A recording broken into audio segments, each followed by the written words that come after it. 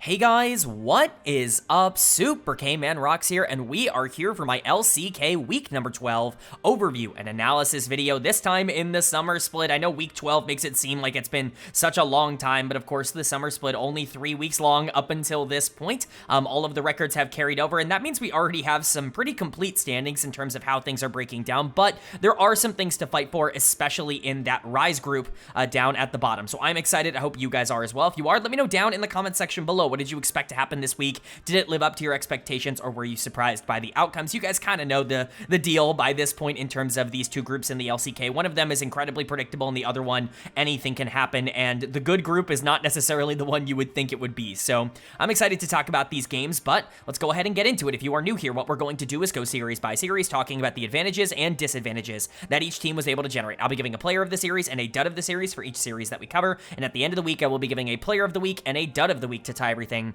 into a nice, neat little bow. We'll be updating my personal power rankings from number 1 to number 10 at the end of the week as well, but most of today will be spent talking about the games themselves. So, unfortunately, we have to kick it off with a Legend group matchup, but fortunately for us, this was a bit of a fiesta, which I think is the best possible outcome in Legend group right now. It was Hanwha Life taking on Nongshim RedForce, and HLE is going to pick up the 2-0, but like I said, despite the 2-0, not dropping a single game, this was not a clean series. This was not a clean game 2 from Hanwha Life. I don't think anybody is going to be making that assertion after that second game. They really had to work for it because there were a lot of moments where they themselves just individually underperformed, but at the end of the day, Nongshim doesn't have the firepower to keep up with anybody in the Legend group right now. It really is kind of unfortunate to watch. I think this format has basically killed all competitiveness in the LCK because there's just nothing to watch out for. You can't even really get those big upsets of bad teams beating good teams at this point. It's just Nongshim getting clobbered over and over again in the Legend group because as good as they are and as much better as they are than like a Bro or a DRX or, you know, a DNF or anything like that, they're not going to be able to compete with the 4 other teams that they have to play every single game in a triple round robin, and so they stay winless in the Legend group, which is disappointing. But they do have their AD carry back. Jiwoo is back in the starting lineup. Trigger did not have a great debut last week, but he had to go into Viper and Ruler, like the 2 most accomplished AD carries in the modern era of the LCK. It's a ridiculous first task to immediately bench him, not like Jiwoo did much better. So again, we're getting ahead of ourselves. Let's go ahead and talk about it here. First thing to note, Yunara is enabled for the first time in the LCK this week, and we saw it in game number 1 for Jiwoo. We've been seeing it quite a bit over in the LPL and in, you know, North America, the LTA North as well. This seems to be a champion that is just picking up a lot of steam, and honestly, it was played completely incorrectly in game number 1. The Yunara Lulu bot lane did not end up working out. We've seen Yunara find a ton of success getting to the late game by getting essentially shepherded there by the rest of her team. It doesn't really need to be this enchanter that keeps her alive throughout a lot of the games. It actually is a lot more proactive to have a playmaker on the bottom side of the map, and I guess Hanwha Life kind of found that out in game number 1 because their playmaker across the first 2 games is the player of the series for me, that being Delight in the support position.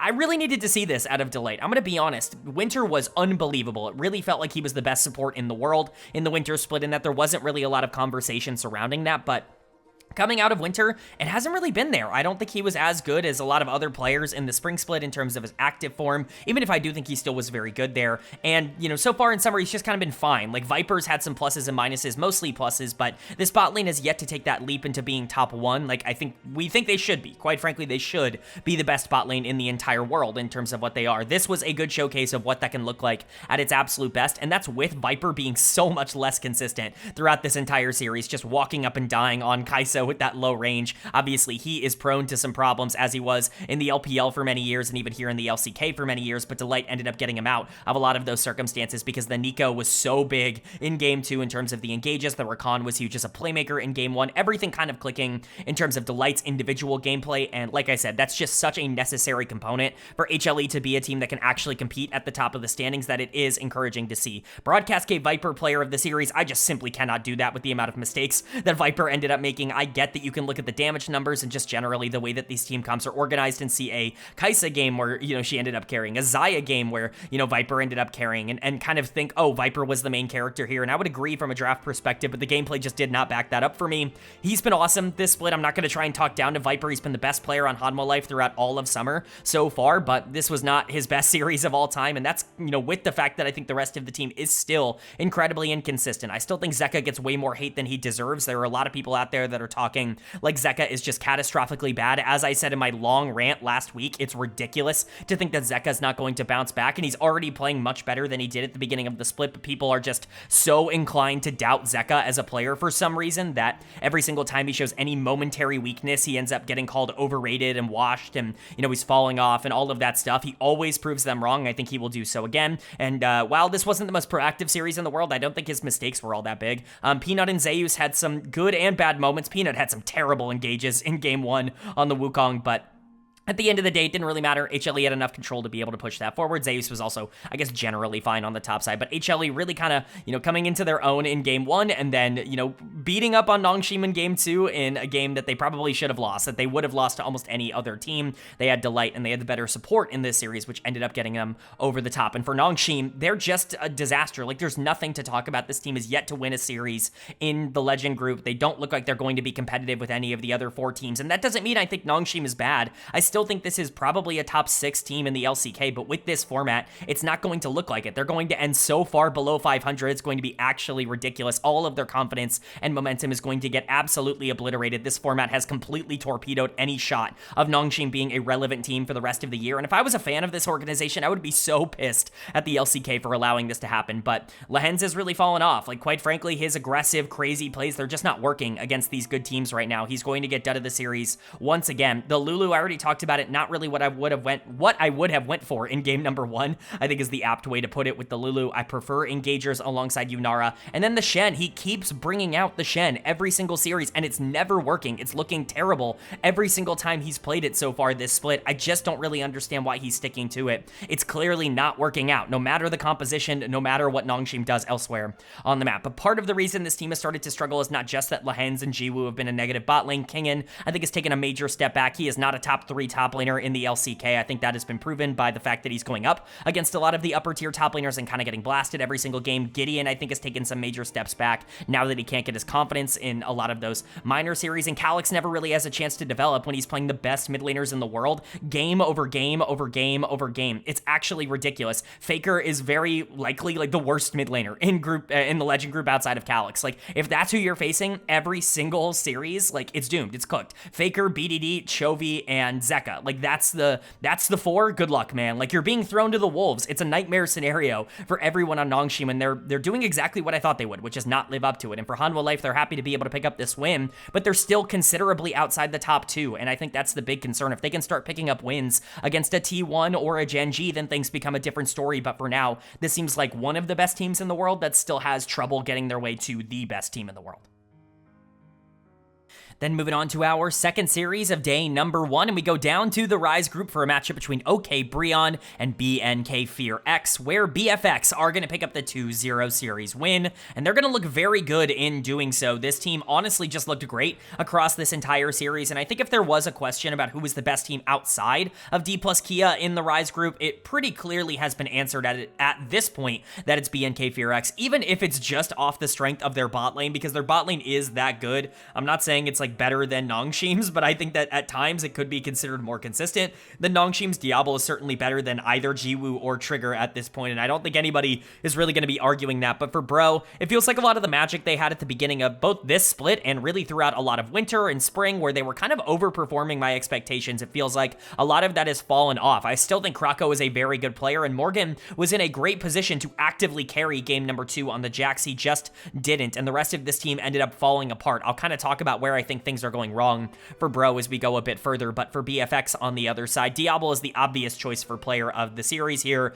Diablo on Yunara feels like a really good combination of things. This is a hyper carry champion that really requires you to be mechanically proficient, that really feels up the alley of a player that has been the hyper carry of BFX and is very mechanically talented, even if he makes mental mistakes throughout a lot of his games. Again, I've said this for a while, he's just a better version of what Paddock was, you know, for DRX and for KT when he was able to play in the LCK, where he's this crazy aggro player that is constantly going to be looking to hands check you in how he plays the game. But Diablo has better hands, and I think he has a better, game awareness than someone like Paddock did to be able to create those advantages. He's definitely a significantly better laner in terms of generating those leads in the early game, and I think it really ends up benefiting him. But Yunara is a perfect champion to really be able to showcase that on, and I think this draft is a really great Yunara, showcase example. This is the difference between, obviously, Nongshim's draft and BFX's draft. I think the main thing is that Lulu versus Rakan as the support pick, Rakan just was significantly better at being able to create opportunities for Yunara to generate gold, and that's really what you need to do. I think you need a playmaker in that support position to make that work, and Kellen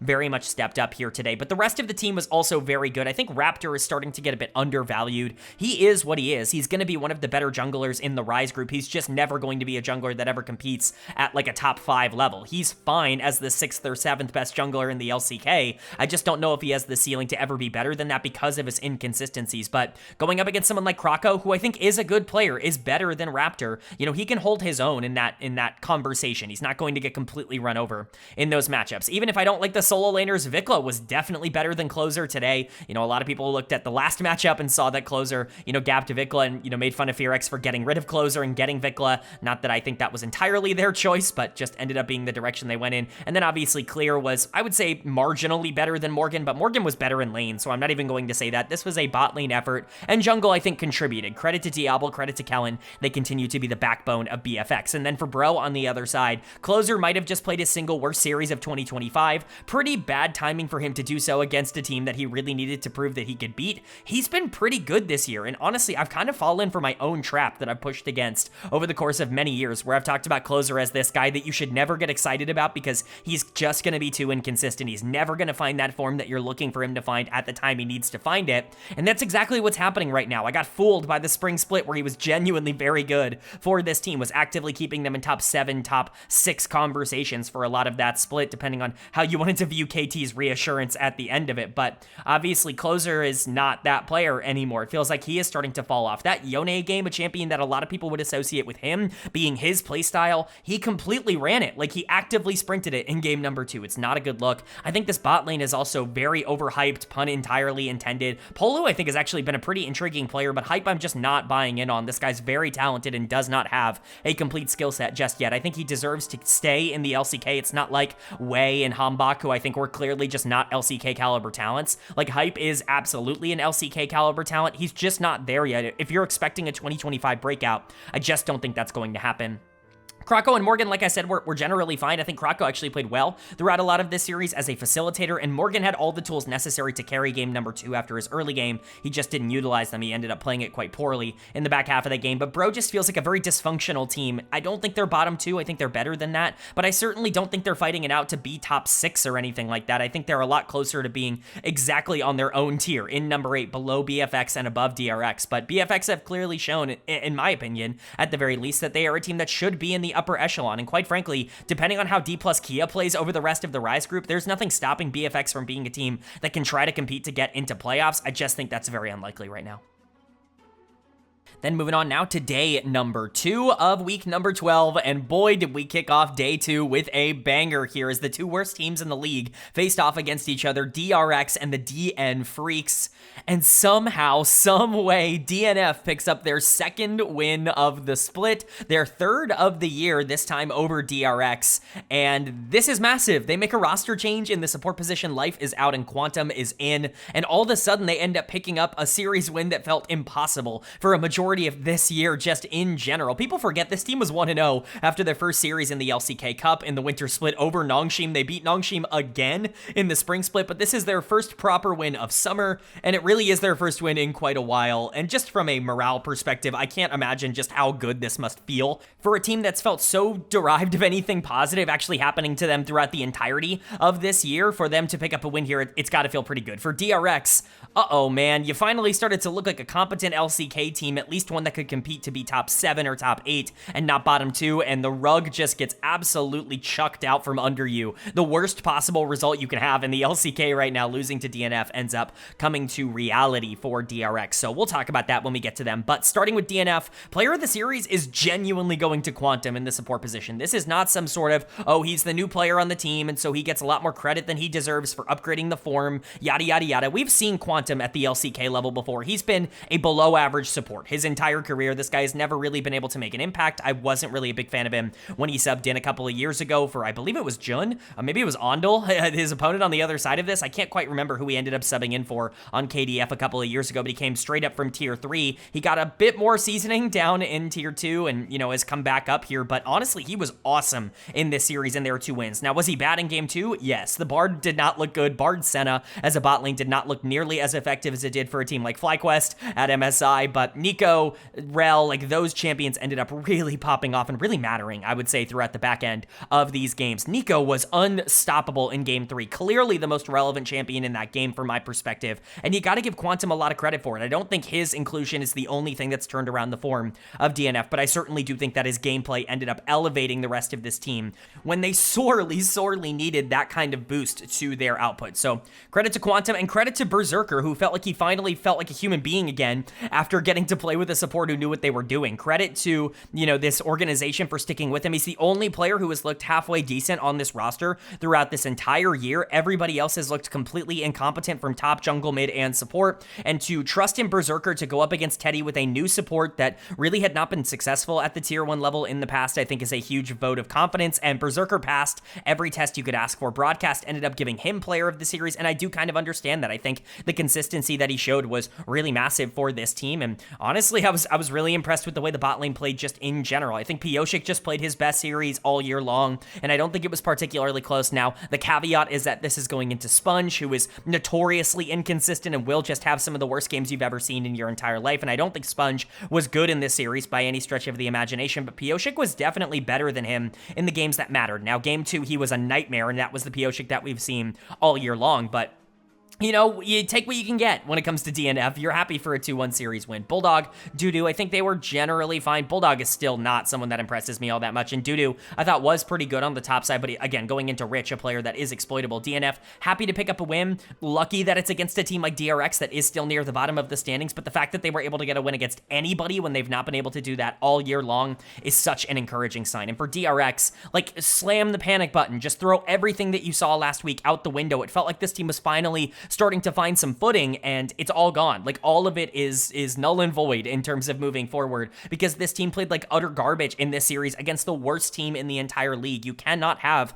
this kind of result. You can't only win one game against DNF. It's just not something that you can get away with without me ridiculing you into bits. And so we're gonna go over it. Dud of the series for me is gonna go to Teddy, and I know this isn't going to be a particularly popular decision, but just as I was giving Teddy a lot of credit at the beginning of this split for the good games that he was playing, for the fact that he was able to outplay a lot of the bottom tier AD carries at this level, you have to look at this game 3 on the Sivir and say that he was the problem. There's just nothing else to say. When he loses incredibly hard. Teddy is a player that I think people have completely miscategorized, and I've talked about this on the channel throughout this entire channel's history, throughout every single year that I've covered the LCK here. Teddy is a player that will not be your #1 guy, who is going to play so boring and so passive that he might not always be the problem in losses, but he's almost never the solution in wins. Here you go. Here is a game where he actively was the problem in their loss, in my opinion, in game 3. Now, I don't think he was the only problem. The entire team kind of got blown out in game 3, but I think he was the biggest issue at the very least. And I think a lot of that KDA, that 14, 9, and 14 KDA that you're seeing on the screen, a lot of that comes from just the Jin game in game 2, because game 1 and game 3 were just not very good. Ondel, I think, also got completely outplayed by his former teammate and former org mate in Quantum. Not a good sign. Quantum is not a player that should be coming in and being better than Ondel. We already know that Ondel is a below-average support at this level, but, you know, you expect better than this. Sponge got out-jungled by Pioshik, who's looked not even tier 2 level in terms of what his performances have looked like so far in 2025. Like, Yehu and Rich were generally okay. Rich, in particular, I think, had some moments, and Yehu wasn't significantly worse than Bulldog in any feasible way, but DRX looks like a disaster class. Where is you?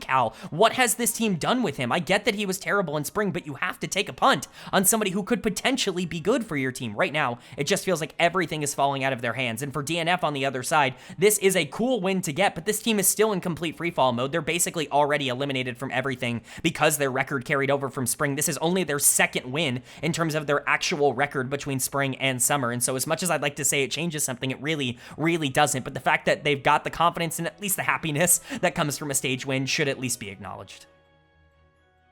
But then moving on to our second series of day number 2, and if there is a huge positive to this format, it's the fact that we get to see these two teams face off against each other 3 times in the regular season. It's Gen.G versus T1, and this time it's Gen.G coming out on top, getting some revenge for the first week of the regular season here, I guess technically week number 10 or whatever it actually was. Obviously it wasn't week number 1 by technicality, but Gen.G getting revenge for the last time these two teams played against each other and really kind of proving that they still deserve to be considered the best team in the league. I received a couple of comments on that first video that I posted where it was like, you have to be trolling to keep Gen.G above T1 because T1 beat them in a best of 3 domestically after they had lost to Gen.G multiple times in a best of 5 internationally and lost to Gen.G domestically every single time they played before that. You know, obviously that's troll. Like, you know, I shout out T1 fans. You guys are passionate. I think that's the positive word that I will use to describe you guys. But, you know, Gen.G is clearly better than T1 right now. I'm not saying that's going to be the case the whole year. Everybody seems to think that T1,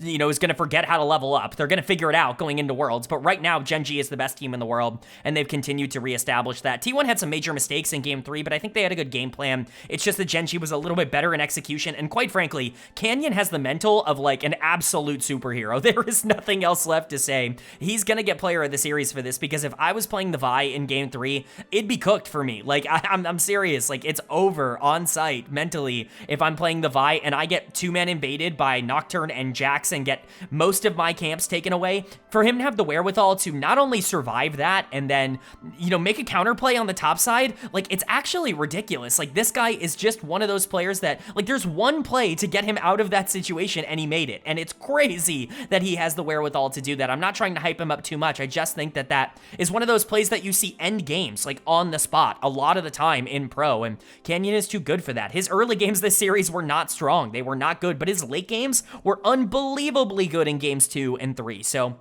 you got to give him credit for that. That's what really matters. He stepped up when it mattered the most, and quite frankly, the difference between him and Owner in terms of execution in the mid and late games was massive. Like, there was a jungle Canyon in that regard in favor of Canyon, so you do want to give him a lot of credit for that. I think he really was the engine that kept them alive, because he really could have been the thing that ended up dying out in the jungle and really making it unwinnable for the team. But everybody else was really good. I think the other 2 carries kind of had their own individual game. Chovy had game 3 on the Ziggs. He saw some Ziggs performances by night over in the LPL and, you know, wanted to cop some of that as well, take some towers, destroy the map. I said it in the LPL, I'll say it again here in the LCK. It's always really funny when you see top tier mid laners like Chovy and Knight, like the best players in the world, pick up Ziggs, because it really makes you think, like, what are those AD carry players doing when you can see Chovy taking 14 towers and fully pressuring every single part of the map at every moment. It's just crazy how much the tempo the best players in the world can get on a champion like Ziggs. And then Ruler had his game in game 2 on the Yunara. Again, Yunara kind of popping off here in the LCK. Nobody should be particularly surprised. That, you know, kit is perfectly built for LCK action. So, you know, credit to Chovy and Ruler. I thought they both played well. Duro and Keen were also generally fine, but not necessarily overly consequential. I actually think Doran was more proactive than Keen, but didn't really matter. Gen.G had a lot going for them, and I just have to give props to Canyon for keeping his cool and winning his team the series. And for T1 on the other side, man, Owner had one of the worst Nocturne games that you will see. He basically got a free advantage at the beginning of game 3, as he did for most of these games in terms of how the early game went, and he did basically nothing with that throughout the entirety of the rest of the game, which is super frustrating. If you ever want to see a Nocturne, press R, feel very nervous about going in, go in anyways onto the main tank and instantly die, then here's your game. This was just not it from Owner in game 3. I think he's better than this, but this was not a great showcase of that. And then you've got other players on the team that I think had their moments of negativity as well. I think Faker also was really bad in Game 3 on the Sylas. Definitely needed to be a bit more proactive. I think people are going to criticize blind Sylas. We've seen it work in other comps. I think they wanted something aggressive that could pair up with the Nocturne Orianna, of course, off the board, and they didn't want to go for something like an Ahri or anything like that. It would seem they wanted to go for Sylas, and so Faker ends up landing on that, and it doesn't really end up working out, which it happens. Guma and Carry have been the drivers of this team's success over the course of this split so far. They were good in this series, but they weren't phenomenal. Like, I certainly don't think they were the problem. And Doran's KDA, I think, is worse than his individual gameplay. I think that there were some smart plays made, but Canyon kind of ruined his life in game number 3. So kind of is what it is. T1 just ended up not having enough firepower to utilize their early game plan to effectiveness, and it's mostly because that jungle mid duo just didn't really have anything in game 3. And for Gen.G, this is a big win. It's a nice win to have. Obviously, losing to T1 the last time around must have not felt particularly good, but I think they've proven the record, you know, kind of moves back into the other direction, and they still prove that they are the best team in the world.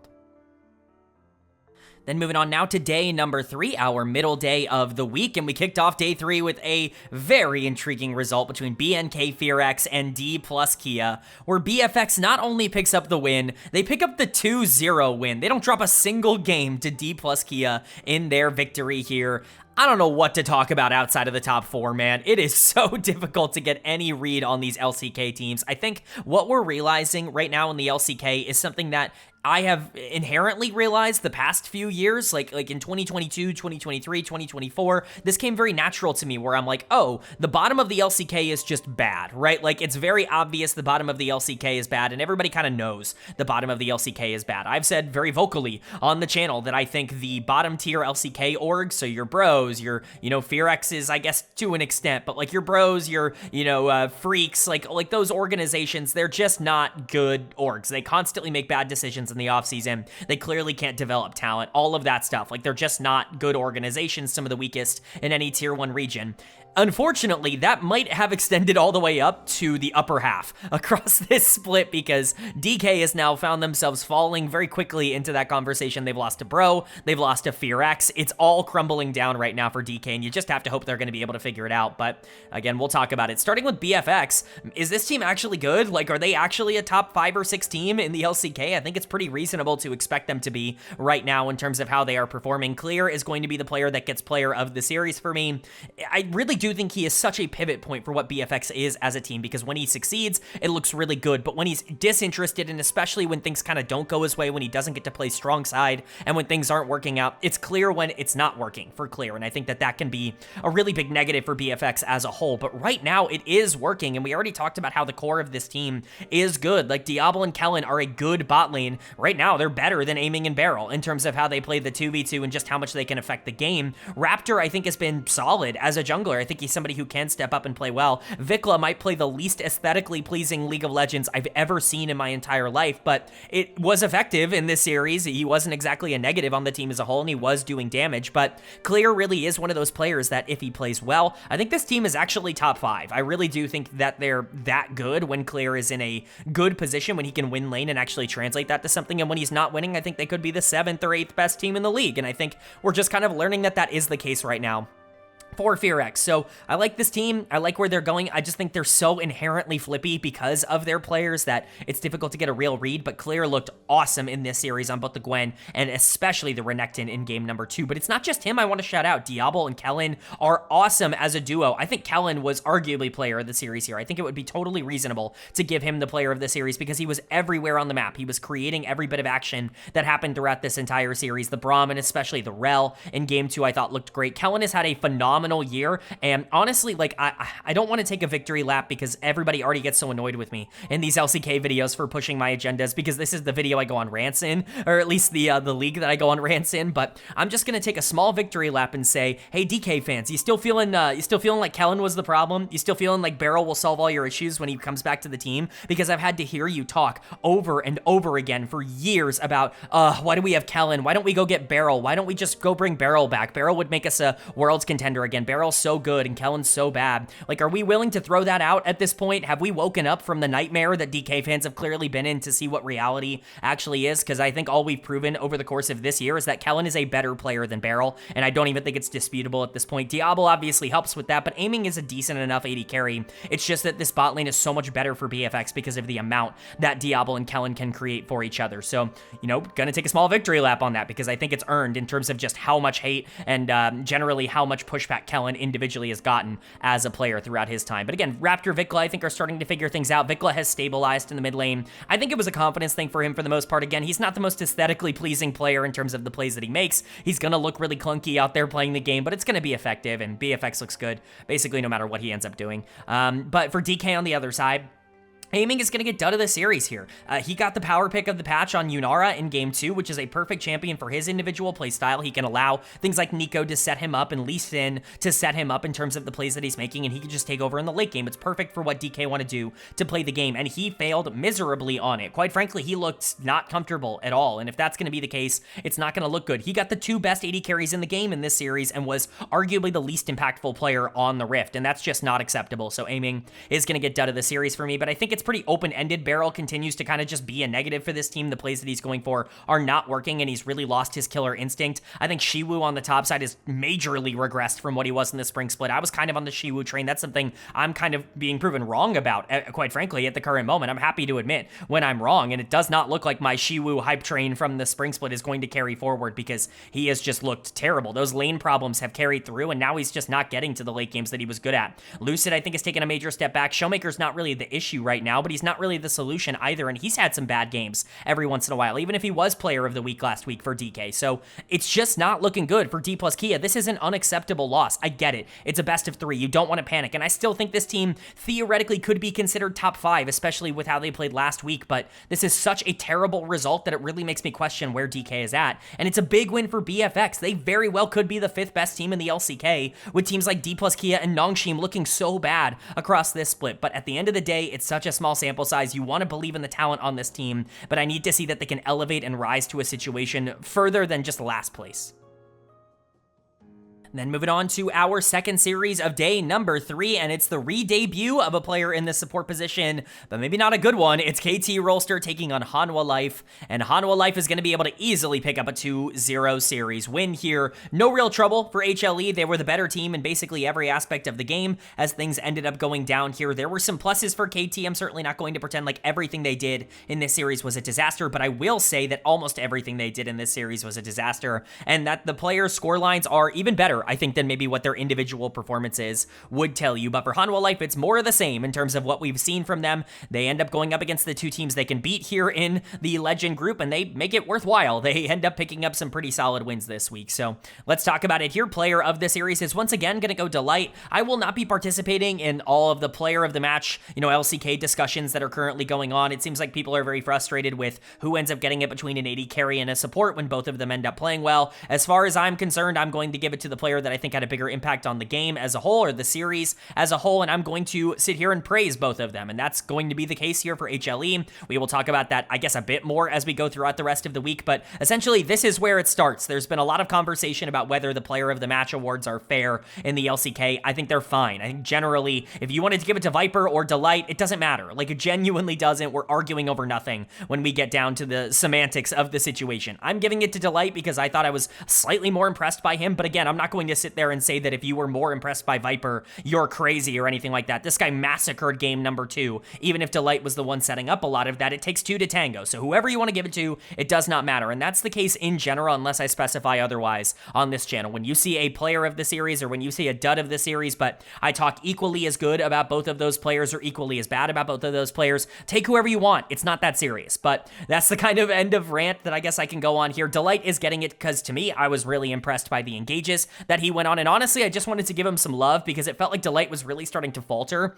in a lot of people's minds in terms of how he had been playing across the spring split as opposed to, pre-first stand where he was the best support in the world. Like I said, he's really remaking that case for being the best support in the world. One of the things that really impressed me for Delight at the beginning of the year was not just his ability to do everything on the map, because that's clear. It's the fact that every single time I watch him, it seems like he gets better, and it seems like he has a better understanding of exactly what he should be doing at any given moment, and that has carried through into the summer split, where it feels like he's really figured out this meta a lot quicker than a lot of the other supports, I'll just say, at this level. So credit to Delight, the Alistair, the Nico, they were great, but Viper was also excellent. Can't really say anything negative about the bot lane. They were the carries once again for HLE. They've had a phenomenal split so far. I think Viper is kind of currently very much in the lead for the MVP conversation for me, despite the fact that I think, obviously, HLE haven't found the same level of success as other teams. I just think he's been so important towards what Hanwha Life has been doing that, it's really hard for me to look in a different direction in terms of players that have been super valuable to their individual rosters, but the bot lane both deserve a lot of that credit. I thought Zeka actually played a great series here, one of his best in quite a while. BDD is a very good opponent. As everybody knows, BDD is basically ranking as the second best mid laner by most analysts in the LCK right now. I put Zeka above him going into the split. I'm not sure I still stand with that opinion considering how Zeka has started off summer, but, BDD was not as good as Zeka. BDD made a couple of mistakes in the back half of these games that really ended up costing KT, and we'll talk about that a bit more when we get over to the KT segment, but Zeka was very good. Peanut and Zeus, I think, are really starting to stabilize on the top side as well. It just kind of feels like HLE is in a very good spot. Not going to look like that next week when they go up against the top 2 teams, because that's just how things go here in the LCK, but at least for now, you can give them a lot of credit. And then for KT on the other side, what are we doing? Like, I am going to go on a small rant here, and, you know, maybe I'll save this a bit more for the later series, but why is Wei starting? Like, why is this guy in the starting lineup? I get that this org is obsessed with trying to find ways to get their KT Challengers players into the LCK. They really wanted Hype and Hambach and Wei and all of these players to be successful. They haven't been. I'm sorry. They're just not working right now. And I don't think that's entirely the fault of KT Challengers. That team was dominant and undefeated and had basically like this unreal run in 2024 for a reason. I think it was good to take a punt on those players. But quite frankly, this is not a team that can sit here and wait for Wei to become a worthwhile player at the LCK level. This guy is not playable in his current state. He is the worst support in the league, and he's done of the series here. The gap between him and Delight was ginormous, and maybe I'm being a bit too harsh because some parts of the Karma game weren't all that bad. Some parts of the Nautilus game weren't all that bad, but the bad plays were so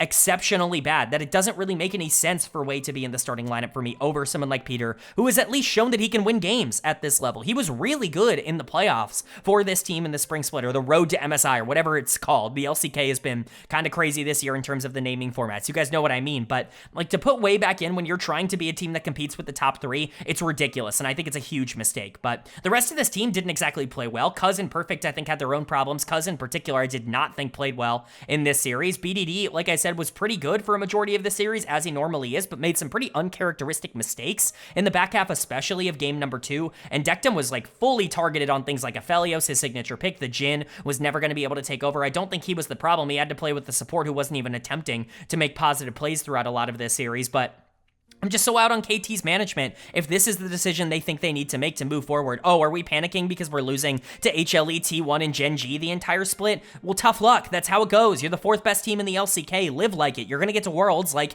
don't shoot yourself in the foot and give everybody else a chance to catch back up. The last time Wei was in as a starting support for this team, this was arguably a bottom 2, bottom 3 team in the LCK. I'm not saying that it's going to be that again because I think things have been figured out by the rest of this roster, but I'm certainly not saying that KT is better off for having Wei in at support, and HLE proved that here. Their bot lane dominated, and they have continued to dominate. Zeka feels like he's starting to slowly get back into form. HLE are very, very good. I just don't know if they're going to be able to compete for top 2. But then moving on now to day number 4, and day 4 kicked off with the matchup between DRX and OK BRION, where OK Bro are going to pick up the 2-1 series win. They falter earlier on in the week against FearX, but leave it to DRX to end up getting them back into the win column. This team is in complete disarray at the moment. I'm not going to go as far as to say they're the worst team in the LCK, but I think if DNF weren't so absolutely helpless, I absolutely would say that DRX are the worst team in the LCK. And who knows, man, they just lost to DNF. And so you might, you know, by, I guess, transitive property say, okay, they are now the worst team in the LCK. I think DNF have a lot more ground to make up for me to kind of believe that opinion, but DRX are a disaster, and that has become very clear. Credit to Bro, they did enough to be able to capitalize on a team that's in complete free fall, like I've been saying, but this doesn't exactly confirm that Bro is good, rather that they're just not bottom 2, which I think we already knew coming into the week, so let's go ahead and talk about it here. Player of the series for me is going to go to Hype in the bot lane. One of Hype's better performances, I would say, of the year so far. I'm not going to say his best. He's had a couple of really good ones. When it works for Hype, it really works, but it doesn't always work. This is not the kind of player that is like consistently fantastic in terms of how games end up breaking down. He's just very inconsistent. But again, when he gets a lead and when he's going against bad teams and bad players like he is against DRX, it does end up landing relatively well. He had a great Sivir game in game 3. I thought he was great on the Corki as well in game number 2. Overall, I just think he had a really solid series, was definitely the most consistent member of Bro, but the rest of the team also good. I think Krako has just generally been very good for Bro. I think some people are going to kind of look at Bro's standing and generally look at how this team has performed over the back end of the year and say that Krako, you know, wasn't this, you know, big upgrade for Bro, or isn't somebody that you should be looking at for an LCK spot or even an LPL spot again next year. I don't think his tape showcases that at all. I think this tape showcases a really good jungler who's just not on a very good team. Now, maybe, again, I'm just a little bit higher on Krako. I've always been a bit higher on him as a player, but I don't know, man. Like, I've watched every game he's played in the LCK from the beginning of his career to now. Like, this guy's just good. Like, he won Rookie of the Year over Owner and has kind of just been stuck on some teams that have been more up and down. Obviously, the one year that you can point to where he was actively bad was probably the DRX year, but even outside of that, like, he was pretty good for anyone's legend last year. They got top 6 in the LPL, which is not the easiest thing in the world. He was pretty good for FearX, or Sandbox, I should say, back in the day when him, Prince, and KL LPL ended up being really solid for that team. And so, I don't know, man. Krako is just a good player, and I think he's going to get lost in the shuffle because Bro is not particularly exciting to watch. But Closer, I think, also had a better series. Polu had a better series. Morgan was whatever on the top side. He was playing Sion in Game 3, and even on the Rumble in Game 2, he didn't really get a chance to truly shine in the same kind of way, but overall, I would say Bro was solid, and I think Krako has a lot to build off of. He is the best player on this team, and Hype, I think, is a really good prospect. I think he's definitely better than his KT Challenger counterparts that have come up in Wei and Hambach, but, you know, he still has a lot of growing to do. It's just DRX after all. So, you know, I guess that transitions nicely into talking about DRX, who is just a complete disaster right now. Ondal's going to get dud of the series. One of the worst Thresh games I've seen in Pro in quite a long time. We're not seeing very many Thresh games anymore. He has kind of snuck his way back into the meta because things like Aphelios have really snuck their way back into the meta. Even things like Jinx have, you know, really wanted a partner like Thresh that can keep them safe. But if you're bad at this champ, it's very clear from an LCK perspective, and Ondal just did not look like a good Thresh player in that third and final game. A lot going wrong there, but I'm not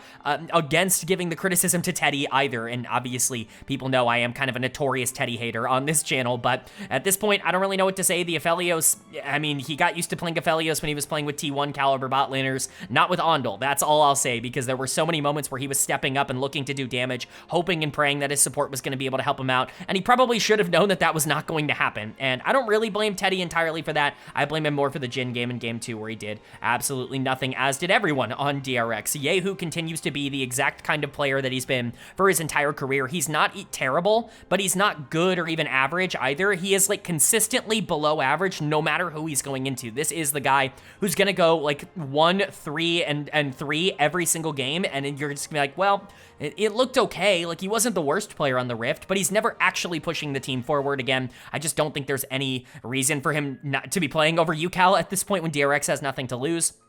Sponge had a horrible week. DRX really should be, you know, looking for a different jungler, if only they hadn't brought him back for a second straight year after he was terrible. I will say he showed good moments at the beginning of this year, and for what it's worth, I think 2025 has been better than 2024 was, but such a low bar to get over. And then Rich also, I don't think, had a particularly good week. DRX looked like a nightmare. I mean, they lost to the other two weakest teams in the league in DNF and Bro. It's a really terrible look so late into the year to be struggling in the way that they are right now. So pretty out on DRX, and for Bro, like, it doesn't change anything. They're not top 7. They're not better than BFX. They're not better than Dplus KIA. They're not better than Nongshim RedForce. They're just fine. They're better than the bottom 2. That is good enough to not be considered absolutely horrendous, but Bro is not making any headway in terms of actually being relevant in the LCK. Then moving on to our second series of day number 4, and it was a battle of red teams, Nongshim RedForce taking on T1, and T1 is going to absolutely decimate this series. I honestly don't even think I can spend more than 5 minutes talking about just what happened in these two games, because it was not close at all. Poor Nongshim, man, they are the whipping boys of Legend Group. There's just nothing else to say. They are getting slaughtered game over game over game. It is never close. It is never interesting. It is just not, there's nothing to talk about. Shout out Calyx. He got a solo kill on Faker in this series. That is one for the resume, and you gotta feel excited about that. That is the only good moment that Nongshim had throughout this entire series. It just was depressing to watch. Credit to T1. They looked great. Like, there's nothing really to say in that regard, but, like, of course they did. They bounced back from their Gen.G series. Of course they're starting to look good, but I guess we'll get into it very quickly. I did make an erroneous comment earlier on in the video. I claimed that Viper was on his way to winning MVP in the LCK. I take that back completely. Keria is on a fast track to winning the MVP right now for the summer split. I am personally making it a summer split MVP. If you want to combine the two splits, then obviously Chovy and players like that are in the lead, like Canyon, Ruler, whatever. Like, they're all in the lead. They were all really good. Even Owner, I think, would probably be in that conversation over other players. But if you're just talking summer split, which is how I will separate it, Keria has been the best player so far since coming back from those big international tournaments. And I really do think he's basically been unstoppable. Him and Gumayushi have been untouchable as a bot lane duo. They've been the best in the entire league. Viper and Delight are the only two that I think can even compete with them. And when I'm not even mentioning Gen.G's bot lane, that's how you know things are pretty darn good for T1. But somehow, some way, Keria got on his enemy Poppy scary, like, little aggressive missile tour here, and it's just, it is what it is, right? Like, Keria is unbeatable on this champ in the right scenario, and even with Faker running it, sprinting it, happy gaming in the mid lane on the Galio, it didn't really end up mattering. Keria was so strong. He goes deathless in this series. He played Alistar and Poppy, and he went deathless. Yeah, I'm pretty sure he carried. Gumayushi was great, but Doran is the other player I think you kind of have to shout out here for T1. Aurora was great, but it's the Mbessa in the team fights in Game 2 attitude that just make it unstoppable. This guy was legit unkillable. It felt like Nongshim was even scared to try and approach him in the back half of the game, and then he still was able to land some crucial ultimates to really destroy those 5v5s. Doran has been awesome for T1. I'm not going to go as far as everyone else is and say that he's been an upgrade here for T1, but can we not pretend that this is exactly what I talked about in the preseason? Again, I hate to just pat myself on the back, but I got some hate in the comments for saying that Doran might even fit T1 better than Zeus did, and that's exactly what the case has been. Stylistically, he is perfect for this team, and I think he's really stabilized them in a couple of key ways on the top side of the map. Owner was solid, much better Nocturne game in this series than he showed earlier this week against Gen.G, but Faker was the only one really with any negatives. He was, for the most part, really good for this team. I'm not going to pretend like he was terrible or he got mega carried. He just got solo killed, so outside of that, it was generally fine, but for T1, they just kind of feel unstoppable when they're actually playing at their own level, and that's why it feels so scary going into some international tournaments that, you know, it's pretty likely they continue to get better. For Nongshim, I mean, what do you want me to say, man? This team is so thoroughly outclassed in the Legend group, it's like, it's absurd. Like, there's nothing even to say at this point. Kingan's gonna get dead of the series for me on the top side. Doran was so much better than him, it actually was comical. Like, the Rumble, the Gwen, like, Kingan's form has completely fallen off, which is so disappointing. He was actively carrying games for this team. I was considering him a top 3 top laner in the LCK for a majority of this year. That is absolutely nowhere to be seen right now in the Legend group, even in lane. Like, he's not able to even survive in the 1v1 anymore, which I think is the most disappointing part. Lahenz has been a nightmare. He's in the running for Dud of the Week in total. Gideon has not been very good. Again, the only positive you can take away from this is that Calyx got a solo kill on the greatest player of all time, and then he did absolutely nothing the rest of the series. And so you can't even really hang your hat on your mid laner being able to 1v9 in the kind of way that BDD has been able to do against top tier teams. It's just bad for Nongshim. Nothing really left to talk about. This team is bad and T1 is good. Awesome. Really glad to see that result. But that's going to bring us to our 5th and final day of action here in the LCK in week number 12. And kicking off day number 5 was a matchup between KT, Rolster, and Gen.G, where Gen.G are, of course, going to pick up the 2-0 victory. We're seeing a lot of 2-0s, and honestly, I can only be so pretend interested in a lot of these series as we get later on in the week. Oh, shock. Gen.G is better than KT Rolster. This was the case before KT got worse and put their support back in and has completely destroyed all their macro and their decision-making, but especially now, you know, I'm going to go out and say it, like, you know, honestly, I'll probably spend a majority of this recap, at least for this series, kind of talking about this. But KT looks exactly like they did before they went on their win streak. Like, when they genuinely were a bottom 4, bottom 3 team in the LCK, like, that's the difference that Wei being in, like, shows them. And I get it. Like, they played Hanwha Life, they played Gen.G. I'm not going to sit here and pretend like, oh, it's just that. Like, there's no other way that it could just be KT going up against good teams. But they were at least competitive against the good teams. They were at least like showing signs of being able to have decent macro and moving around the map. All of that has completely fallen apart with Wei coming in. I'm so out on this decision. I think it might actually torpedo the season of KT Rolster, and I think this organization might have just gotten themselves out of a world spot. I think luckily for them, everyone else in the LCK is a disaster. If there was anyone else here that was even remotely relevant, I think that they might be creeping up for that number 4 spot, but because Nongshim has shown themselves to be pretty incompetent, at least at trying to be top 4, and Dplus KIA can't seem to find any sort of consistency to save their life, KT is holding on to this number 4 spot, but I think they have actively turned themselves from a team that is kind of relevant, like kind of okay, you know, a pretty good team, like probably top, you know, 6 to 8 in the world in terms of how they perform, to a team that I think if they went to Worlds would not make it out of the Swiss stage. Like, that's the kind of difference between these supports in terms of how this team has played the game. Small sample size, I know, but I really feel like they're getting burned right now by this decision. If you can't tell, Wei is dud of the series, not even just for his individual plays, but again, because the team looks so lost without Peter, and I don't even think Peter is the primary shot caller for this team. I think it is Cuz or BDD. I think one of them is the vocal leader from what I've heard on the team, but if it is Peter, this is a nightmare for KT Rolster. This might be one of the most detrimental swaps I've seen in LCK history. Obviously, we'll see how it plays out. Maybe Wei does end up, you know, figuring things out and the team looks better once they stop playing Gen.G and Hanwha Life, but I had to talk about KT Rolster first because if you don't believe me, go watch these games. This team is completely lost. Like, there's not a single thought between the eyes of KT Rolster in this series. There's not a single decision made. Everyone on the team looks worse except for BDD, who is back to what he was in the winter split when this guy was having to 1v9 with his hands because the team's macro was terrible. Cuz is exactly what he was in the winter split in this week. Dectum is exactly what he was in the winter split this week. Even Perfect has regressed back, and his role is mostly 1v1. Like, it is a nightmare for KT Rolster. We'll see how they end up I guess moving around, but I guess finishing off KT, since we've already done most of the talking about the team that ended up losing here. Wei, of course, is dud of the series because his engages were bad, and the macro on this team was bad, and I'm kind of blaming him for why this team is in the spot right now. Cuz, like I said, was terrible in this series. This very much reminded me of Winter Cuz, who just did nothing. He did absolutely nothing the entirety of that split, and it feels like that version of him is back. Perfect got massacred on the top side by Keen. Dekdom looked hapless as an AD carry going into Ruler and Duro, who both played great, and BDD, while he had great hands and could step up and actually be a playmaker for the team, had absolutely no one else following up on any of the plays he was creating. KT looked nightmarish in this series, and Gen.G obviously are pretty happy to walk out of that. How much of that is, you know, KT facing the best team in the world, and how much of that is, you know, KT like really downgrading? I'll leave it up to you to form your own opinion. You know mine at this point, but Gen.G was great. You know, bot lane was terrific. I think that's the lane where everyone's going to put their attention. Ruler is going to get player of the series for me. Duro was definitely in consideration, and I know this is the series where a lot of people got very frustrated that Duro did not win player of the series. The comments of, oh, if that was KIA, he would have won player of the series. I get like why people are saying that, but I think if we try to boil this down to something a bit more reasonable, when you look across both of these games, while Duro was a primary playmaker and set up so much and was great for this team, Ruler was just involved in more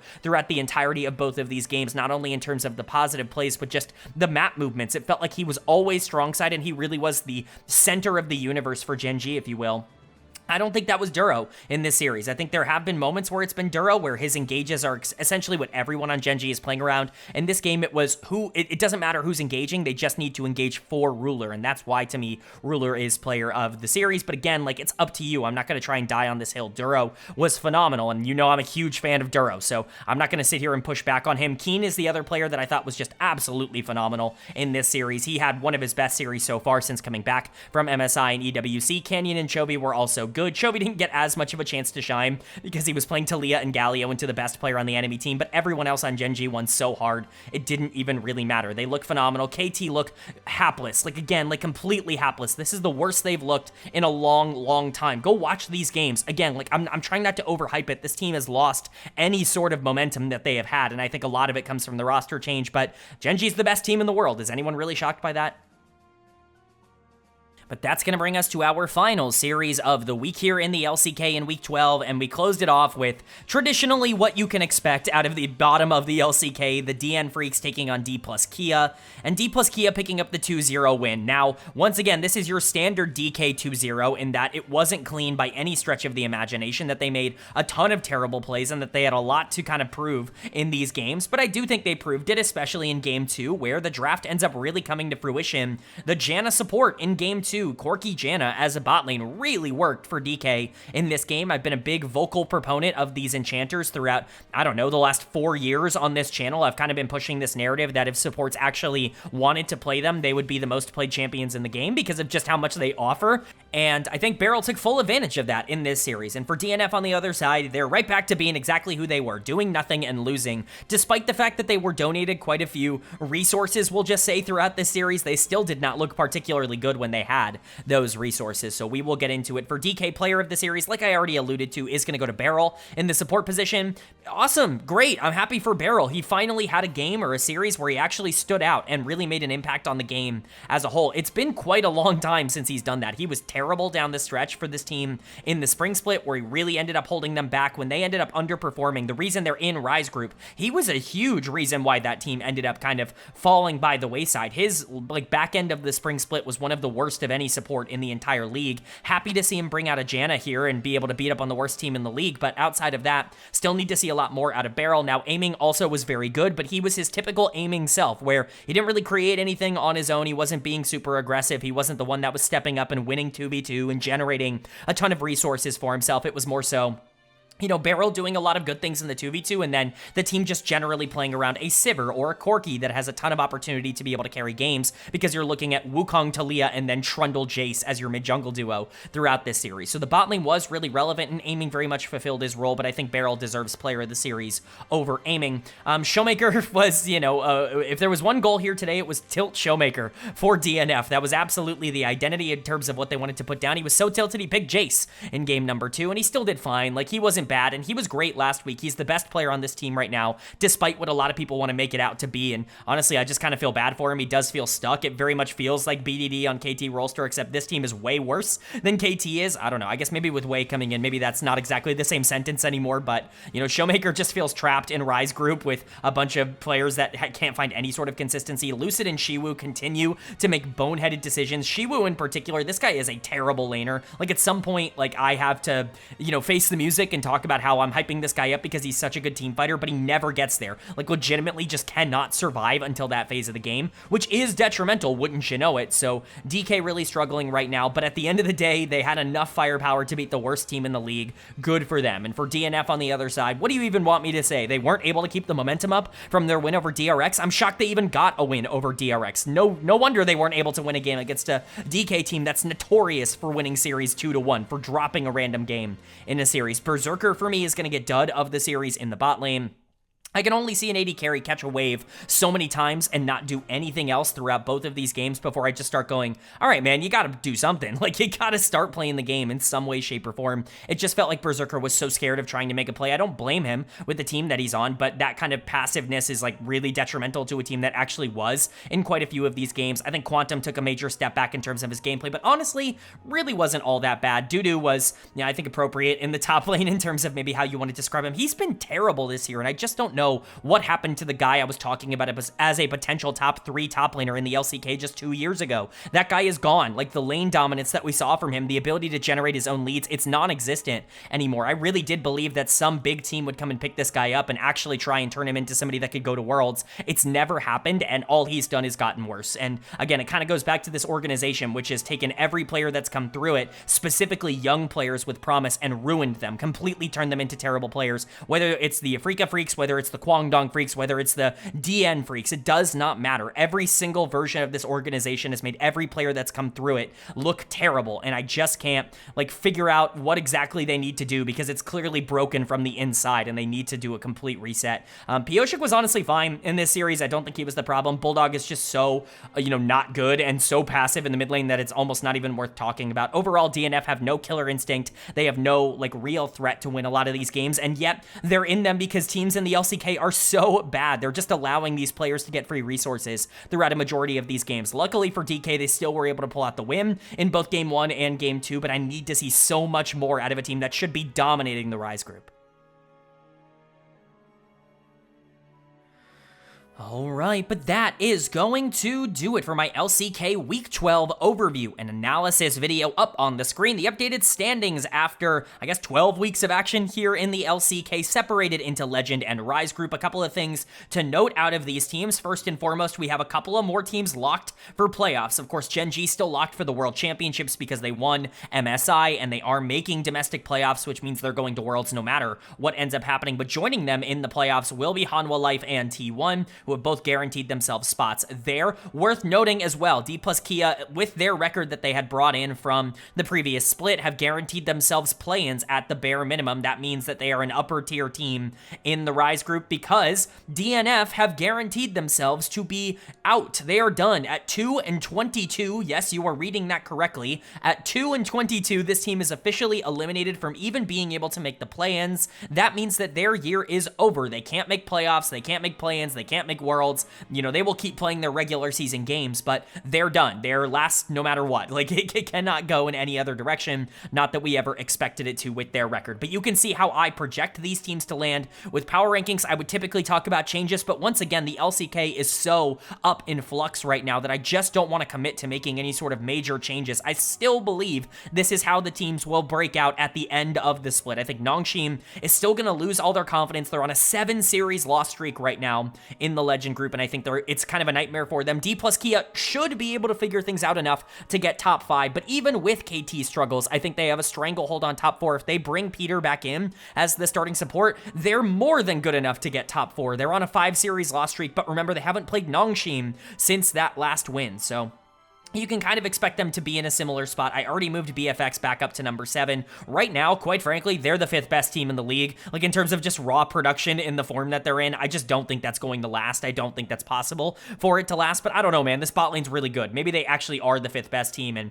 maybe number 7 is actually completely disrespectful and they make playoffs. I'm kind of hoping for that at this point with how things have been going for DK and Nongshim and all those teams in the middle. Bro is exactly who we thought they were, and DRX, despite their miserable loss to DNF, still stay above them in the power rankings because DNF is that inept. I didn't make any changes. Let me know if you agree or disagree with that down in the comments section below. But let's go ahead and get into my player of the week and my dud of the week for week number 12. Player of the week was a very easy discussion for me. It's going to Delight, the support for Hanwha Life. He had an incredible week here, and this is the Delight that we remember from the beginning of the year, and even really at times last year for Hanwha Life, where he was really emerging as the best support in the world. Not one of, but the best support in the world. I still think he can get there, and he showed so much of that against both Nongshim and KT, but worth noting, it is the 2 teams that they are supposed to beat here in the Legend group. They didn't do it against Gen.G or T1. If Delight can really perform like this against the best teams in the world, yeah, you're going to start, talking about him as that best support in the world conversation once again. My honorable mentions, Diablo, the AD carry for FearX. Man, I really wanted to give him player of the week because he was tremendous in their 2-0 week here in week 12, but I thought Delight was unfortunately just a little bit better. Diablo is definitely the number 1 honorable mention. Ruler as well is going to be here because Gen.G in general kind of needed a representative for how well they played, but I think that was much more of a team effort than it was like one individual player. As much as I like Ruler, and I do think he was the best player on the team this week, he's definitely more of that, like, a representative honorable mention for Gen.G, whereas Delight and Diablo in particular were excellent for their teams. But dud of the week should come as no surprise. It's Wei, the support for KT Rolster. As long as he is playing for this team, mark my words, this team is not going to be a contender. In fact, if he continues to start for them, I think there is a decent chance that this team misses the World Championships. I really do think he has that kind of negative effect on their macro. Maybe I'm proven wrong. We'll see what happens against Nongshim. Hopefully they end up picking up that series win because they desperately need it in the form that they're in right now, but I just do not trust the position that they're in, and I think that they are completely foolish to make this change. Hopefully I'm proven wrong. I would love to be proven wrong here, but as of now, Wei is dud of the week and Delight is player of the week. But that's going to do it. I do hope you guys enjoyed. If you did, leave a like. It really does mean a lot to me. Lets me know you guys are enjoying the content, and it does help get this video out to a lot more people, which I'm always very appreciative of. If you're new here, hit the subscribe button. Of course, we're going to be covering everything LCK related the rest of the year, the rest of the regular season, and the playoffs, but we cover all 4 of the major regions, so the 3 other ones as well, LTA North, LEC, and LPL every week on this channel. I've been casting for LPL English. You can check out the links to that in the description, both to YouTube and to Twitch if you are interested in following, but that's gonna do it. With all that being said, I hope you all are having a great day. I hope you continue to have a great day, and I will see you all later.